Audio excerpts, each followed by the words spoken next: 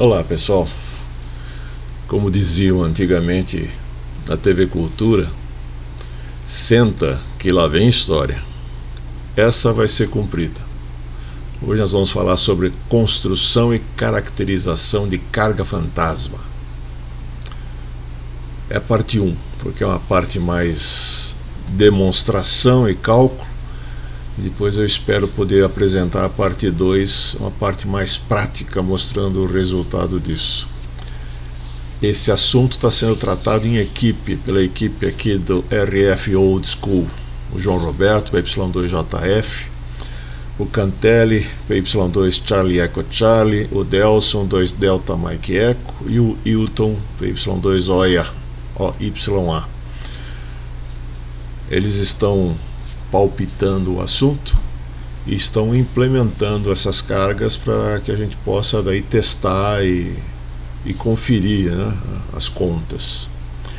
Antes de iniciar, uma ressalva. Eu vou fazer menção aqui a 2 fornecedores nacionais. Esse canal não é monetizado, vocês já perceberam que não tem anúncio. E eu não estou patrocinando esses 2 fornecedores. Eu escolhi os 2 fornecedores porque precisava de informação técnica. São 2 fornecedores nacionais que oferecem um catálogo de produtos muito bem detalhado, com características técnicas bem detalhadas, mais do que suficientes para que a gente possa fazer um bom projeto. Então, 2 motivos. Primeiro, eu valorizo a iniciativa nacional em detrimento de outras. E segundo, a qualidade dos manuais, dos catálogos oferecidos foram mais do que suficientes para a gente trabalhar em cima do projeto dessas cargas fantasmas. Então não é patrocínio, mas vale a pena ressaltar essa qualidade. Tá ok, gente? Então vamos lá. De onde saiu essa proposta? É que no mercado nacional e no mercado internacional está relativamente fácil e não muito caro adquirir essas cargas resistivas, né, que dizem responder a 1 GHz, até 1 GHz, outras até 2 GHz, com potência de 50, 100, 250, 800 watts. Realmente eles não estão mentindo nessa especificação, não. A questão é interpretar adequadamente o que isso quer dizer.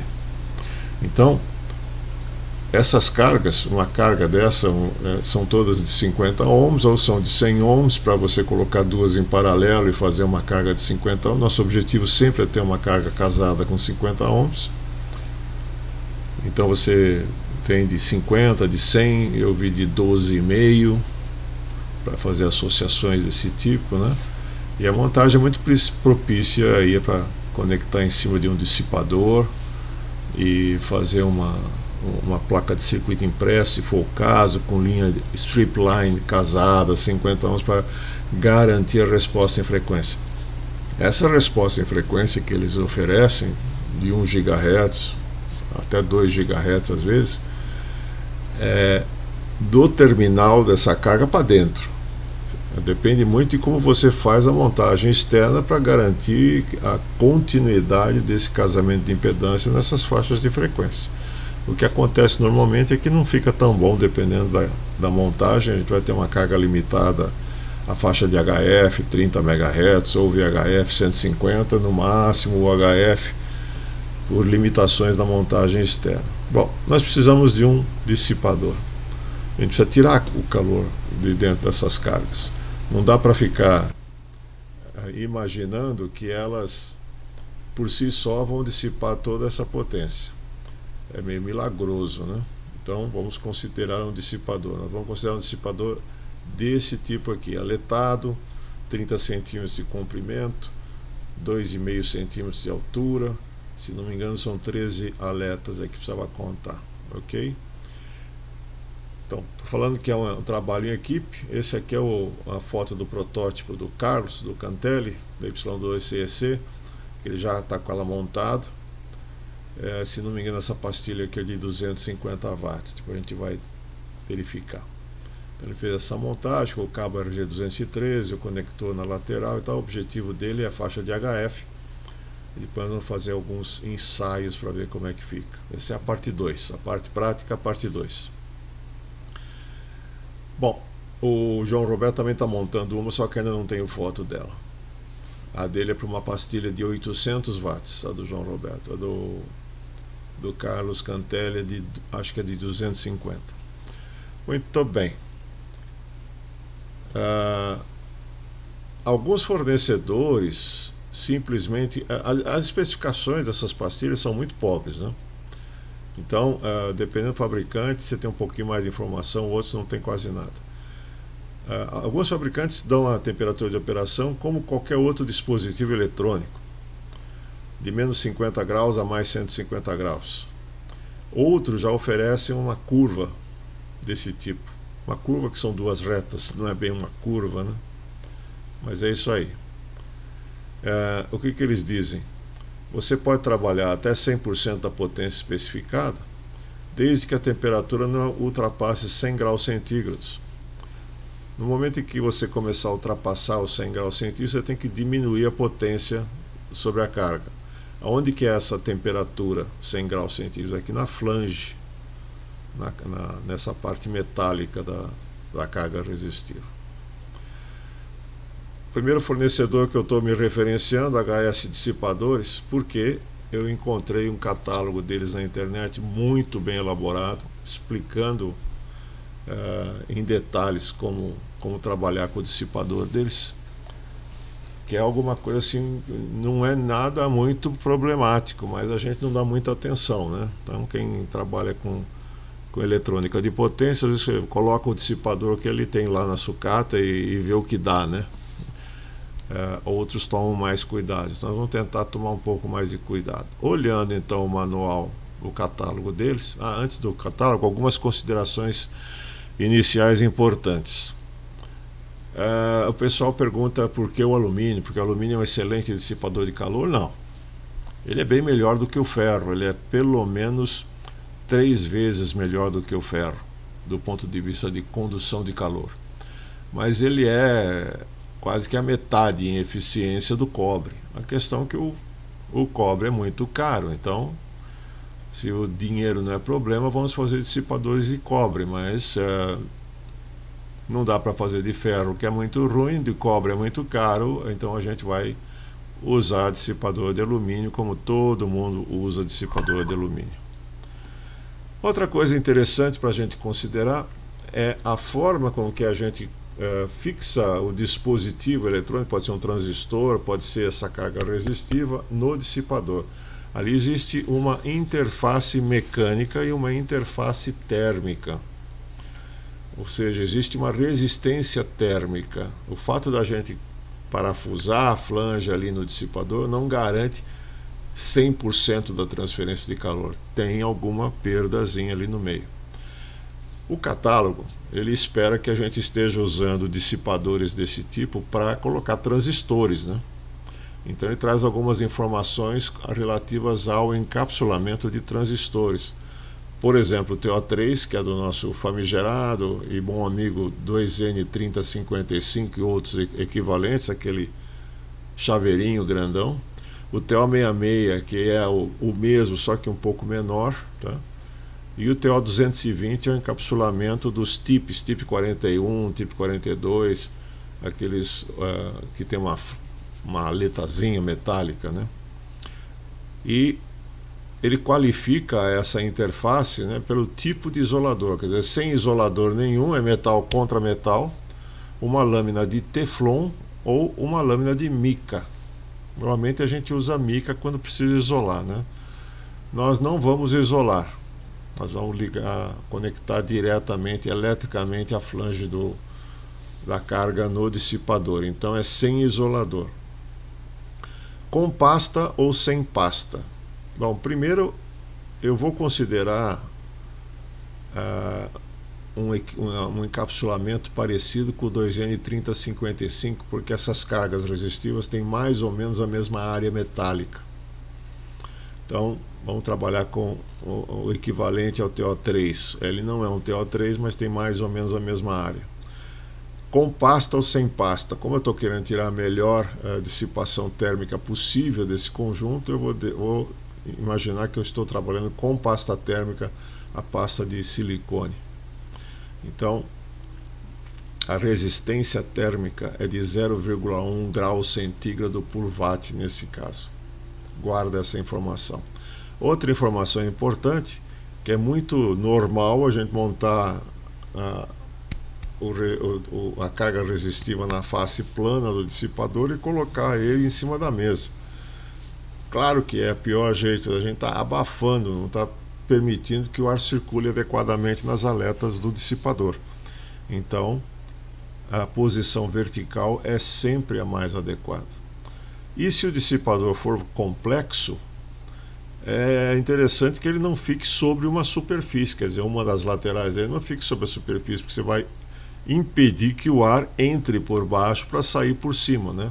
O ar quente ele sobe, ele faz a convecção por dentro do dissipador.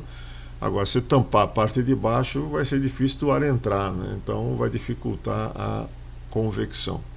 Então ele tem que ficar levantado e em pé.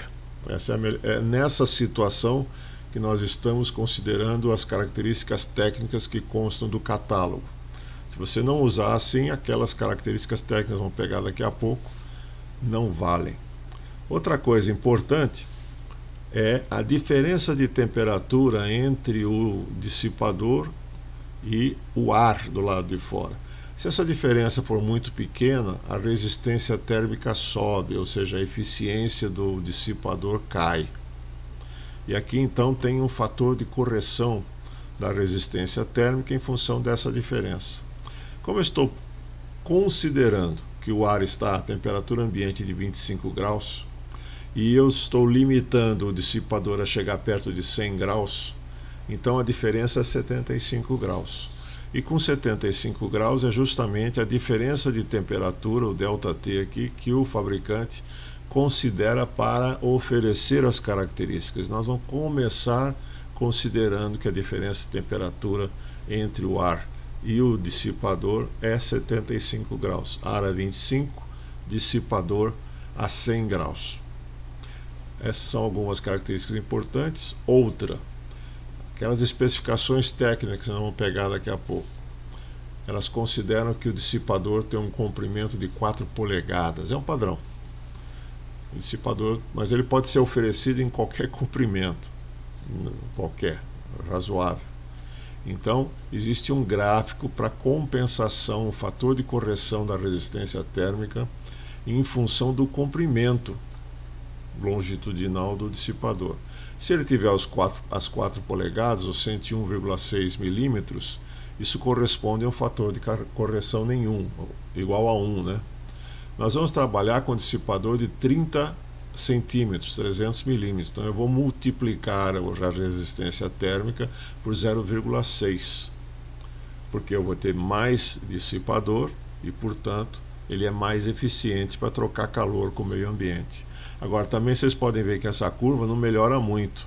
Se eu sair de 30 centímetros para meio metro, ele vai melhorar de 0,6 para 0,5. Ou seja, não adianta colocar um dissipador infinito também, né? Não adianta isso. Até por isso que eles trabalham com dissipador de 4 polegadas, de 10 centímetros mais ou menos, porque é o ponto de inflexão dessa curva. Ou seja, para menos do que 10 centímetros ele fica muito pior rapidamente, e para mais do que 10 centímetros ele não melhora muito. Então 10 centímetros seria algo razoável. Como eu sei que os dissipadores que foram comprados para essas montagens têm 30 centímetros, nós vamos trabalhar com 30 centímetros. Outro fator importante, dois fatores aqui, é quando você circula ar forçado, põe um ventilador em cima dele, a resistência térmica melhora muito, né? Ela fica muito mais eficiente, ele tem um aumento percentual dessa diferença. E outra questão aqui é a altitude. Se nós estivermos lá no nível do mar a 0 metros, o ar é mais denso, né? tem uma pressão atmosférica maior, o ar é mais denso e a troca de calor é mais eficiente. Conforme você vai subindo a altitude, o ar fica mais rarefeito e a troca de calor é menos eficiente. Nós estamos aqui da ordem de 500 metros, 500, 600, 700 metros, essa diferença dá entre 5% e no máximo 10%. Eu vou desconsiderar a altitude porque ela é pequena e porque eu não sei onde você está também. Eu estou a 700 metros de altitude, 690. Então não vou considerar isso aqui, isso fica para erro do projeto. Está aqui o nosso dissipador escolhido, é o HS10425L. Por que eu peguei esse dissipador? Porque ele bate com as medições, com as medidas dos dissipadores que foram comprados pelo Cantelli e pelo João Roberto para fazer as suas montagens. E pelo Hilton também. Acho que ele também comprou esse. Então depois eles vão experimentar e tal, vão dar as suas opiniões sobre os resultados. Esse dissipador tem 2,14 graus centígrados de resistência térmica para cada watt, para cada comprimento de 4 polegadas. Para um comprimento de 4 polegadas. Não é para cada 4 polegadas, para um comprimento de 4 polegadas. Esse valor aqui é importante depois, 2,6 kg por metro de comprimento. Ok? Ok, vamos lá. Ele também traz essas curvas que nós não vamos usar. Essa aqui porque está trabalhando com uma escala de potência que é bem menor do que aquela que nos interessa, até 40 watts. E a resistência térmica com ventilação, isso aqui vai nos interessar num segundo momento. Então, velocidade do ar e uma redução da resistência térmica. Até que a resistência térmica vai cair lá dos 2, qualquer coisa, 2,14 lá em cima. Conforme a gente ventila, cai bastante, olha, cai bastante, tá bom? Se colocar o ventilador em cima. Bom, fazendo as contas, de um lado do dissipador a gente tem o ar a 25 graus centígrados, do outro lado a gente tem a pastilha da resistência de carga, e vamos ver como é que a gente faz essas contas. Primeiro, a resistência térmica do dissipador para o ar é 2,14 graus centígrados por watt para 4 polegadas. Ela tem que ser corrigida depois. Entre a flange do resistor de carga e a superfície do dissipador, eu tenho uma resistência térmica que é aquela que nós tínhamos escolhido, equivalente do encapsulamento TO3, sem um isolador, sem mica nem teflon e usando pasta térmica, ou seja, 0,1 grau centígrado por watt. Então está aqui, essa é a resistência térmica entre as duas superfícies metálicas. Aqui nós não vamos mexer, eu não vou corrigir, porque eu vou considerar uma diferença de temperatura de 25 graus para os 100 graus no dissipador, aqui nessa interface, de 75 graus, então eu não preciso fazer correção nenhuma. E fator de correção por causa do comprimento, em função do comprimento dele, que vai ser 30 centímetros, é 0,6.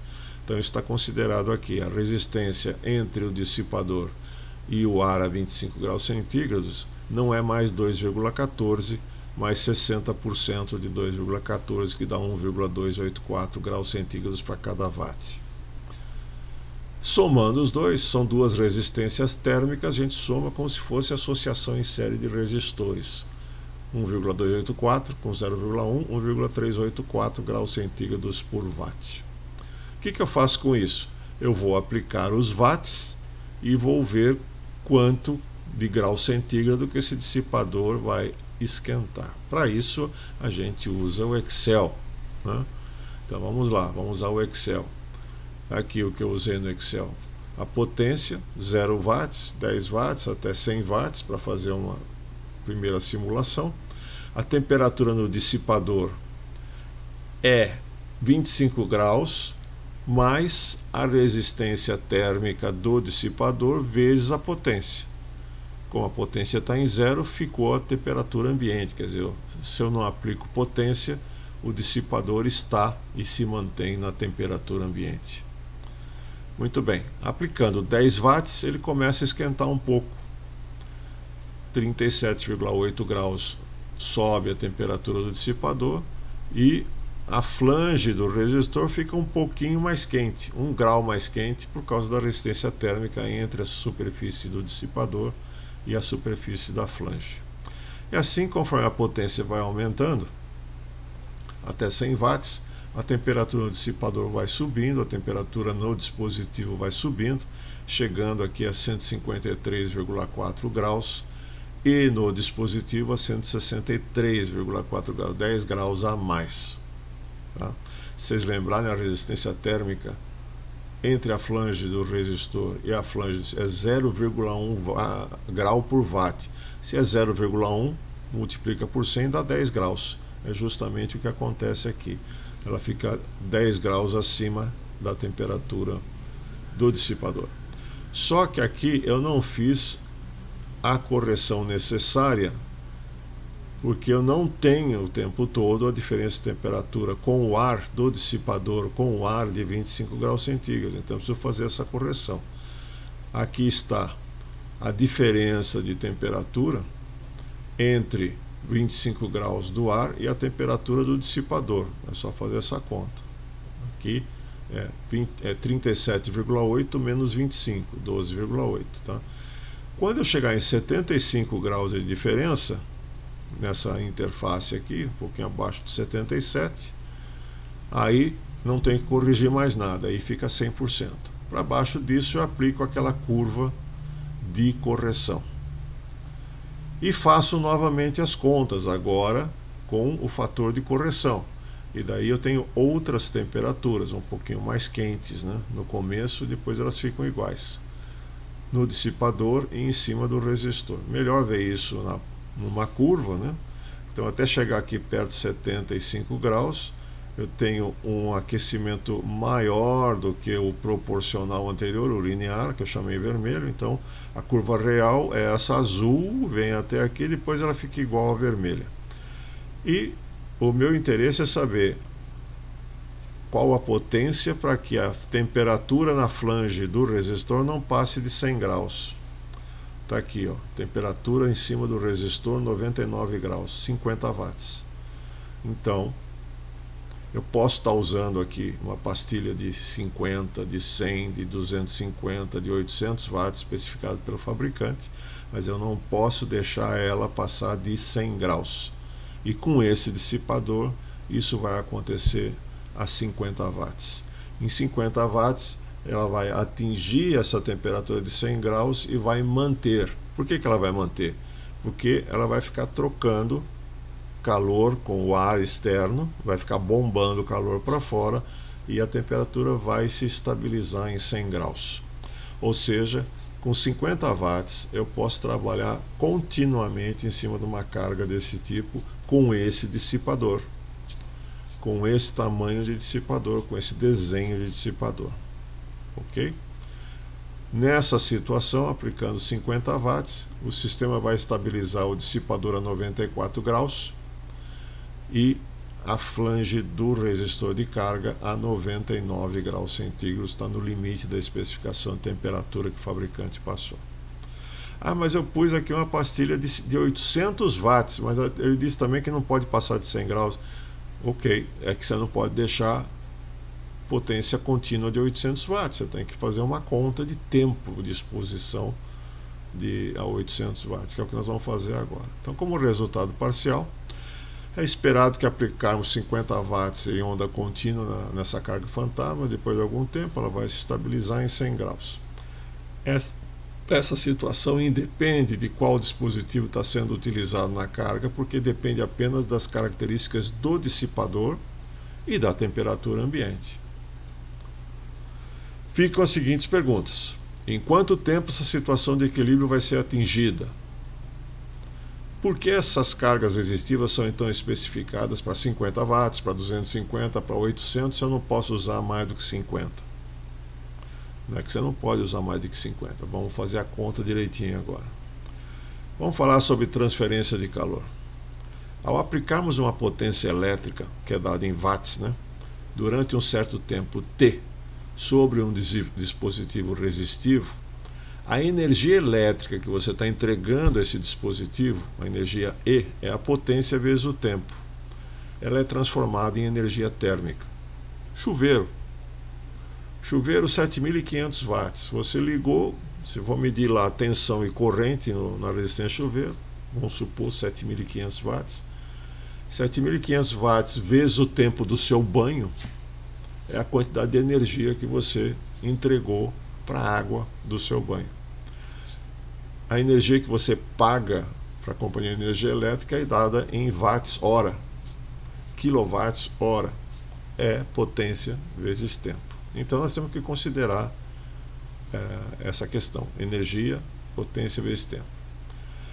A energia térmica irá elevar a temperatura de um dispositivo, por exemplo, o nosso resistor, proporcionalmente à quantidade de calor transferida para esse dispositivo.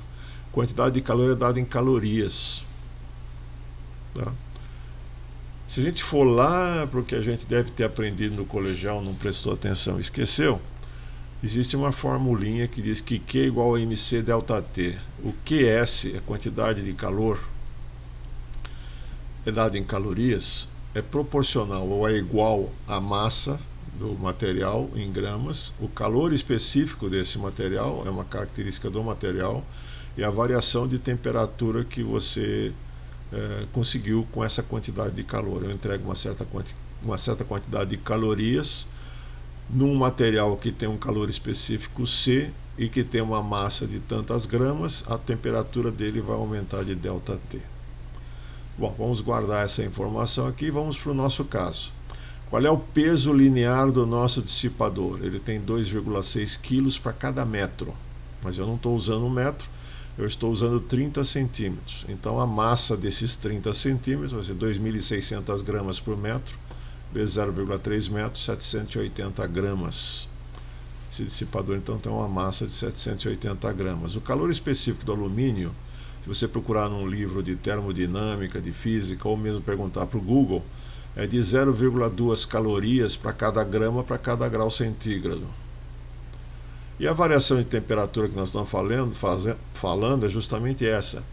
O dissipador está a temperatura ambiente 25 graus centígrados, eu aplico a potência em cima dele, no caso 50 watts, e eu quero saber quanto tempo ele vai levar para chegar em 100 watts, em 100 graus. De 25 para 100 graus, 75 graus é a diferença, é o ΔT. É só colocar os números na equação, 780 gramas, 0,2 calorias, 75 graus, vai dar 11.700 calorias que eu vou entregar para ele chegar nessa temperatura. Uma caloria, pergunta para o Google de novo, vai ser igual a 4,184 joules, que é uma unidade de energia. E 11.000, se uma vale isso, 11.700 calorias valem 48.953 joules. Está ficando complicado, né? Vai ficar simples. Também perguntando para o Google, você vai descobrir que 1 joule é 1 watt vezes segundo. Se eu tiver uma potência de 1 watt aplicada durante 1 segundo, eu transferi 1 joule de energia. Portanto, 48.953 joules correspondem a 48.953 watts aplicados em 1 segundo. Ok, mas eu não tenho tudo isso de watts, eu tenho só 50 watts que eu estou aplicando na carga. Se eu dividir então 48.953 por 50 watts, eu vou chegar a 979 segundos.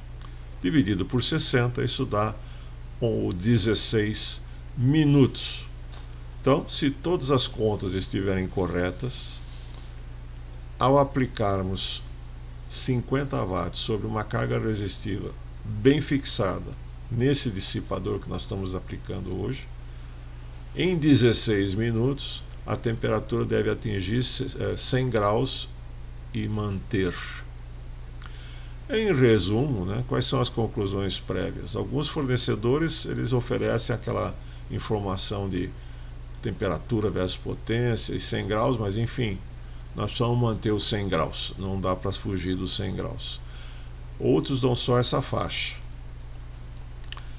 Tomando como base, de forma conservadora, que a gente tem que manter os 100 graus, nós podemos dizer que a especificação de potência que vem escrita na carga resistiva corresponde a uma potência de pico. É a potência máxima instantânea que eu posso aplicar sobre ela. Então a de 250 watts eu não posso colocar mais do que 250 watts. A de 800 eu posso colocar até 800 watts. Instantaneamente. Por quanto tempo? Ok, temos que fazer conta, depende do dissipador e depende da temperatura ambiente. Ou seja, eu tenho que obter um negócio que a gente chama de fator de ocupação. O americano chama isso de duty cycle, ciclo de trabalho, ciclo de serviço. Quanto tempo, qual é a porcentagem do tempo que eu posso ficar com a potência aplicada, e o resto do tempo eu tenho que ficar com ele esfriando para depois poder aplicar novamente. Ou seja, uma potência pulsada. Essa tabelinha mostra um resumo. Se eu for aplicar 50 watts, em 16 minutos ele vai atingir a temperatura e vai ficar continuamente. Eu não preciso desligar, eu posso manter um fator de ocupação de 100%. Posso manter 50 watts em cima dela, a temperatura deve ficar em 100 graus e está tudo certo. Se eu quiser usar a carga de 250, aquela que vem escrito 250-50, eu posso aplicar 250 watts por 3 minutos. Depois de 3 minutos eu tenho que desligar por 13 minutos para dar tempo dela esfriar. E daí eu aplico novamente.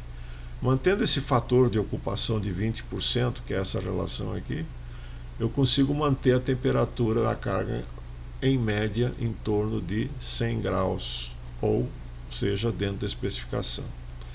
Se eu quiser aplicar 800 watts, eu preciso ter aquela carga 800-50, porque ela vai suportar instantaneamente os 800 watts, mas eu só posso, nesse dissipador, utilizar 800 watts durante 1 minuto. E daí eu tenho que deixar ela esfriando por 15 minutos. O fator de ocupação nesse período é de 6,25%. Ok? Então, tem gente que reclama: comprei a carga de 250 watts, coloquei 100 e ela queimou. Pois é, você não tirou o calor de lá de dentro. Precisa tirar o calor de lá de dentro, senão ela vai queimar mesmo, ela derrete por dentro, é muito calor interno. Como que eu posso aumentar a potência ou esse tempo? Vamos trabalhar um pouquinho em cima disso para as mesmas cargas, tá? 50, 250 e 800 watts. Mas vamos mexer o que? No dissipador, na forma de trocar calor. Aumentando a área do dissipador, ou seja, reduzindo a resistência térmica do dissipador, ou adicionando ventilação forçada. Isso ajuda bastante. Procurei alguns dissipadores com maior área ou menor resistência térmica. Lembrando, aquele primeiro que nós estamos usando é de 2,14 graus centígrados por watt para uma peça de 4 polegadas. Esse já tem uma resistência térmica bem menor, muito legal, 0,57. Ele tem mais do que o dobro da largura aqui e 3 vezes a altura de aleta. Lá era 2,5 cm, aqui é 7 cm. Não, aqui é 2 vezes, não dá 2 vezes, 41 milímetros. Antes era 25, aqui está com 41 milímetros, mas aqui é mais do que o dobro da largura. Outro que eu encontrei é esse daqui, olha, também 0,52 graus centígrados. Esse aqui também é o dobro da largura. Aqui sim é 3 vezes a altura, e além disso, veja, essas aletas são ranhuradas. Isso aqui aumenta a área de superfície. Então também ele pesa 21 quilos para cada metro de comprimento. 21 quilos para 1 metro de comprimento. É alumínio, para não ter discussão. 0,52, tá? Também muito bom. Mas eu achei esse aqui mais legal por causa do perfil dele, tá? Ele não é tão bom quanto os outros do ponto de vista de resistência térmica, 0,56, 7, 0,52, é 0,66, mas não é muito diferente. Mas ele tem um perfil quase que quadrado, tá vendo? Ele disse: poxa, esse perfil aqui é legal para eu fixar um ventilador aqui na lateral dele. Dá para fixar 2? Dá, não sei se tem ganho nisso, mas achei interessante o perfil, uma resistência térmica bem baixa e o fato de eu poder colocar um ventilador aqui do lado, tá? Então eu vou fazer um exercício com esse dissipador. Depois vocês podem trabalhar com o dissipador que vocês acharem melhor, com ou sem ventilador e tal. Vocês podem brincar com isso. Fui procurar ventilador. Está aqui o segundo fabricante nacional de que eu estou trazendo aqui, não para fazer propaganda, nem porque estou sendo patrocinado, mas porque eles têm um manual, um catálogo de produto muito legal. Eu fiz aqui uma extração de ventiladores de 15 centímetros de lado, né, 150 milímetros de lado, que dá para fixar mais ou menos aqui, né, mais ou menos a mesma largura do dissipador. E eles têm lá então 3 modelos para 24 volts de corrente contínua e um modelo para 110 220. Não estou interessado muito nisso aqui, depois você vai poder folhear o catálogo deles e escolher melhor o que você quiser, tá? O que me interessa aqui é isso aqui, fluxo de ar. As curvas que nós temos aqui do dissipador fala da redução da resistência térmica dele em função da velocidade do ar em metro por segundo. E o ventilador ele me dá aqui uma especificação de fluxo de ar em CFM. O que é o CFM? É o Cubic Feet per Minute. Isso. Cubic Feet per Minute. É pé cúbico por minuto. Isso é só para tornar a nossa vida mais simples, né? Então, eu vi que esses ventiladores são da ordem de 174 a 272 pés cúbicos por minuto de fluxo de ar. Aqui 150, 190, mais ou menos dentro dessa faixa. Então eu fiz cálculos para saber quanto que isso dá em metro por segundo, fazendo umas contas aqui grosseiras, né? Porque para eu poder entrar naquele gráfico do fabricante do dissipador. De novo vamos usar o Excel, tá? Aí entrei lá no Excel, disse quanto que vale um pé. Um pé vale 304,8 milímetros. O diâmetro desse ventilador aqui é 150 milímetros. Isso corresponde a 0,49 pés de diâmetro. Se eu calcular a área, então, desse círculo, né, do ventilador aqui, vai dar 0,19 pés quadrados. Eu sei que o fluxo, no primeiro instante, o menor fluxo é 174 pés cúbicos por minuto. Então o fluxo linear, vamos chamar assim, né, a velocidade linear, né, o fluxo linear, aqui é a velocidade. Seria eu pegar aqui o volume, né, esses pés cúbicos para cada minuto e dividir pela área do ventilador. Isso vai dar 914,76 pés por minuto. Transformando isso em milímetros, porque aqui a gente está com milímetro, um pé dado em milímetro, fiz a conta usando o Excel, dá tudo isso aqui de milímetro por minuto, divide por 1000 para chegar em metro, dá 278,82 metros por minuto, e finalmente, transformando minuto em segundo, eu cheguei a 4,65 metros por segundo.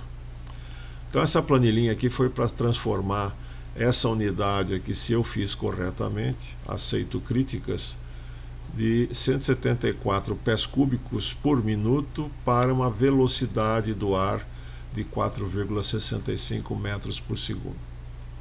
Vamos supor que isso esteja correto. Se eu pegar um ventilador mais turbinado, que é esse outro aqui de cima, que ele consome 4 vezes mais corrente, mas ele também dá um airflow aqui bem maior, a gente vai chegar a 7 metros por segundo. Não vou entrar tanto no mérito assim. Eu vou considerar isso daqui, de novo, conservadoramente, 4 metros por segundo. Por quê?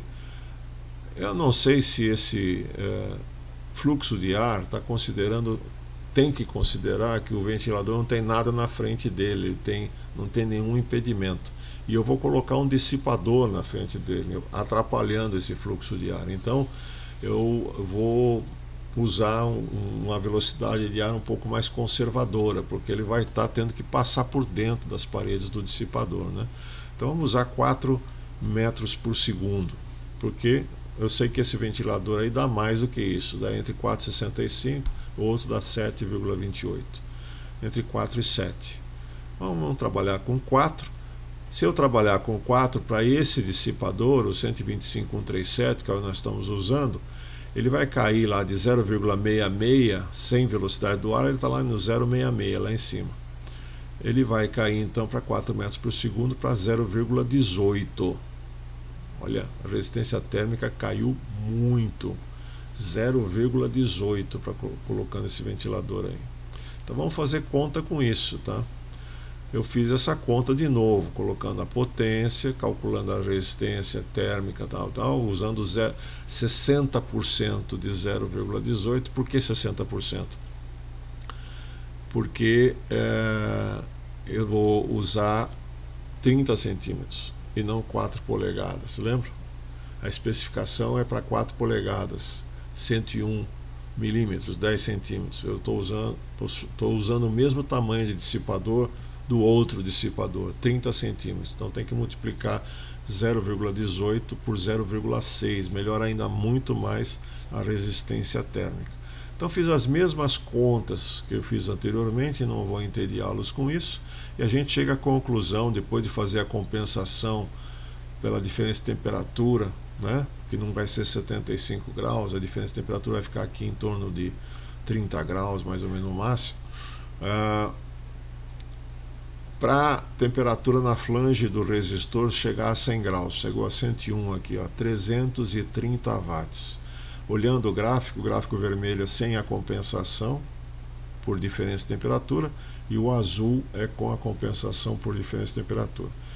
Limitando ele em 100 graus, então eu cheguei aqui a 330 watts. Posso trabalhar continuamente com ele em 330 watts. Com esse dissipador, 30 centímetros, um ventilador. E se puser 2, eu acho que ajuda, mas ele não vai dar uma velocidade de ar muito maior, ele vai garantir uma uniformidade do ar. Enquanto um está soprando o ar para dentro, o outro está puxando o ar para fora. Vai melhorar? 2 ventiladores? Vai melhorar, eu tenho certeza que vai, mas é feeling, né? Não é por conta. E nesse caso o dissipador vai ficar em torno de 68 graus e a resistência térmica entre o alumínio aqui do dissipador e a flange do resistor vai dar mais 33 graus a mais aqui de temperatura. Vai chegar a 101 graus lá na flange do resistor. Aqui é essencial, né? As duas superfícies metálicas muito bem polidas, muito bem retificadas, uma pasta térmica colocada com muito cuidado e parafusos apertados adequadamente, porque vocês notem que a diferença térmica aqui nessa interface é crítica, Aqui a gente ganha ou perde temperatura, tá? Bom, de novo, né, aquela conta da transferência de calor, que agora eu vou fazer com 18 kg por metro desse alumínio, 30 centímetros, 5,4 kg. Isso aqui não mudou, isso aqui não mudou. Faz a conta, não é mais 11.700 calorias, mas é 81.000 calorias, porque agora eu estou com 330 watts. Faz as contas aqui por watts, 330 watts, vai dar 17 minutos. Pouquinho mais, né? Antes era 900 e algumas coisas segundos, agora é 1027 segundos, 17 minutos. E fazendo então o nosso resumão, usando esse dissipador com ventilador, dissipador de 30 centímetros, ventilador com mais do que 4 metros por segundo de fluxo de ar, de velocidade de ar, eu posso colocar 330 watts em potência contínua nele, 100% de fator de ocupação, 5 vezes mais potência, 1650 watts, durante 3 minutos. Tem que parar uns 13, 14 minutos para ele esfriar. Posso pôr até 5 kW aqui em cima, durante 1 minuto. E tem que parar mais uns 16, 17 minutos para ele esfriar.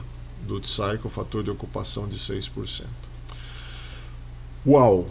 Foi uma longa jornada. Agradeço a atenção de quem conseguiu chegar aqui até o fim. A parte 2, assim que os testes forem feitos com visor térmico, vamos ver a tempo de aquecimento, potência que eu posso colocar em cima, temperatura que chega, coisa desse tipo. Nós vamos fazer mais um vídeo em colaboração aí com a turma do RF Old School, ok? Um abraço e até a parte 2.